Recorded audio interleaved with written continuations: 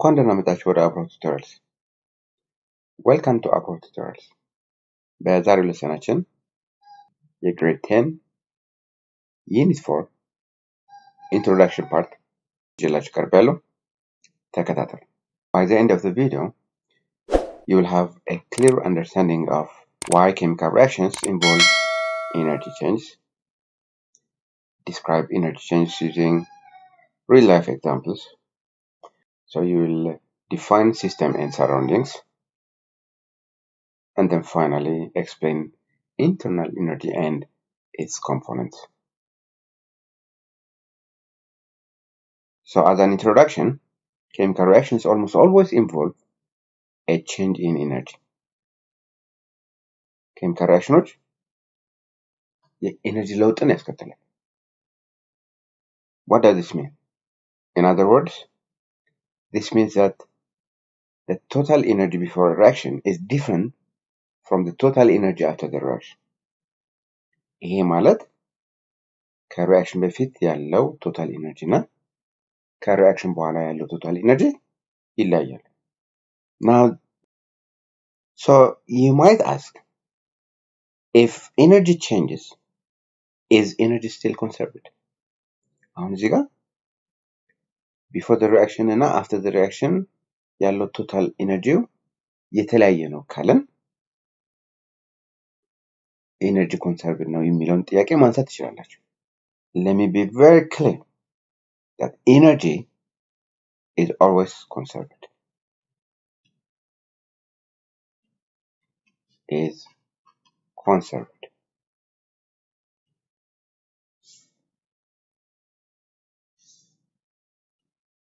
Okay? አሁን ኤነርጂ ኮንሰርቭድ ነው. So universe ማለት ሁለት ነገር ያዘ ነው. It has two components, system እና surrounding.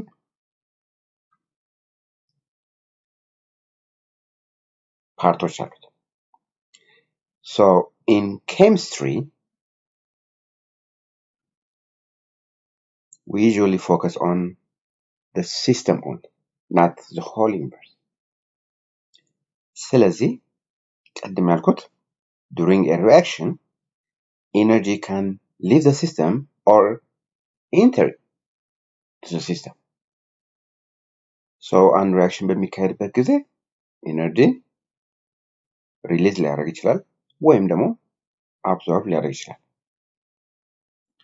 So እዚህ ጋር when chemistry books say energy before the reaction is different from the total energy after the reaction, they mean that the energy of the system, not the universe. ስለዚህ እዚህ ጋር በጣም ማስታወስ ያለባችሁ total energy of the system before and after አንድ አይደለም ሲባል የሲስተሙ ነው እንጂ የዩኒቨርሱ አይደለም ማለት ነው. የዩኒቨርሱን ኮንሲደር ካደረጋችሁ ኤነርጂ ኮንሰርቭድ ነው. ነገር ግን አብዛኛው ጊዜ ኬሚስትሪ ስለ ሪአክሽን ስለሆነ ስለ ሲስተሙ ነው የሚያወራው ማለት ነው. ሶ ስለ ሲስተሙ ስናወራ ግን before the reaction እና after the reaction ያለው total energy is different. ስለዚህ የቀድሞ ስቴትመንት ኤነርጂ ኮንሰርቭድ መሆን አለበት ከሚለው ፕሪንሲፕል ጋር አይጋጭም ማለት ነው. ለምን? እኛ ቅድም ያወራነው ስለ ሲስተሙ ነው እንጂ ስለ ዩኒቨርስ ስላልሆነ ማለት ነው. And just remember, ዩኒቨርስ ስንል ሁለት ፓርት ነው ያለው, ሲስተም እና ሰራውንዲንግ. ስለ ሲስተሙ ብቻ ነው እያወራ ያለሁት ማለት ነው. So when I say, or when your textbook says total energy before the reaction is different from the total energy after the reaction, we are talking, or the textbook is talking about the system, not the universe. in a system ከሆነ ወይም during a reaction ማለት ነው total energy of the reaction before እና after ይለያያሉ ማለት ነው። ነገር ግን ዩኒቨርስ ላይ ከሆነ ግን ኤነርጂ ኮንሰርቭድ ነው ማለት ነው። ስለዚህ because energy is conserved total energy of the system plus change of the internal energy of the surrounding is equal to 0 ማለት ይቻላል ማለት ነው። ይሄ ምንድነው የሚያሳየን ማለት ነው? ይሄ የሚያሳየን ኤነርጂ ኮንሰርቭድ መሆኑ ነው ማለት ነው። ዩኒቨርስ ውስጥ is conserved ነገር ግን total energy of the system is different from what? Is different from 0 ምክንያቱም before and after reaction ያለው ስለሚለያይ ማለት ነው። So system it's a part where chemical reactions take place ማለት reaction የሚካሄድበት ምን እንለዋለን? ወይም ደግሞ ጥናት የሚጠናበት እንደማለት ግልጽ ነው። ስለዚህ ለምሳሌ አንድ ቴስት ውስጥ ሁለት ሳብስታንሶች ሪአክት ሲያደርጉ ሪአክሽኑ የሚካሄድበት ሲስተም እንለዋለን።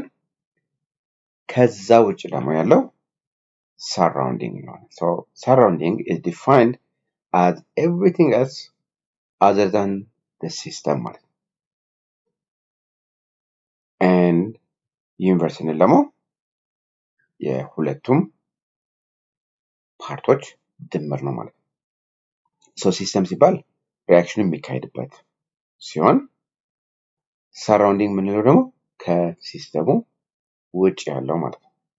The other concept that you should know is internal energy. It's abbreviated by E. So, and it is defined as the total energy of the system. Total energy of the system is called internal energy. And it includes potential energy and kinetic energy. Internal energy ሁለት ኮምፖነንት አለው። አንዱ ፖቴንሻል ኤነርጂ ሲሆን ሌላኛው ኮምፖነንት ደግሞ ካይኔቲክ ኤነርጂ ነው ማለት ነው።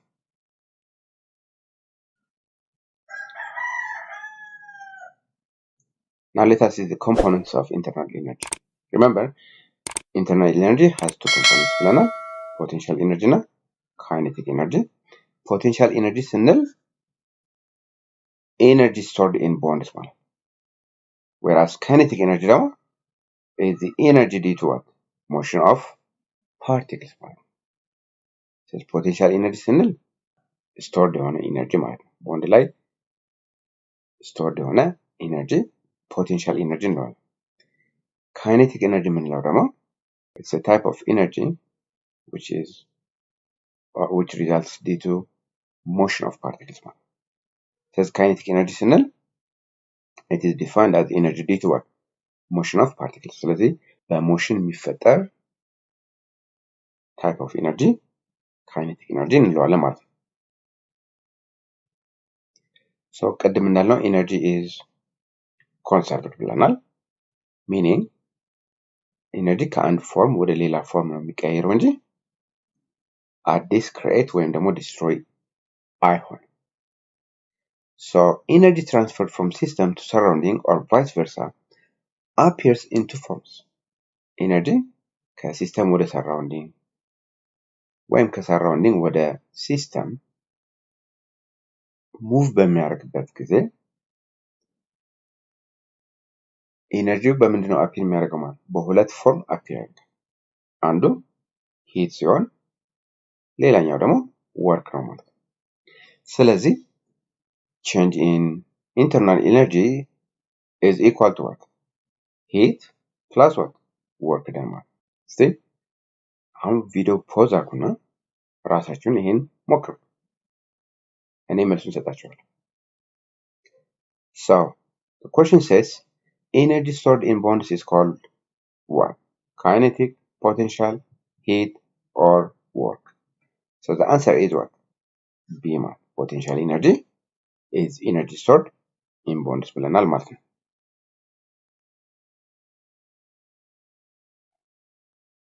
Second question. Everything outside the system is called universe, surrounding, matter, or energy. So we define surrounding as everything outside what? The system. Remember, universe has two parts ብለናል። surrounding እና system. ስለዚህ surrounding ስንል ከሲስተም ውጭ ያለው ሲሆን ሲስተም ደግሞ ሪአክሽኑ የሚካሄድበት ማለት ነው።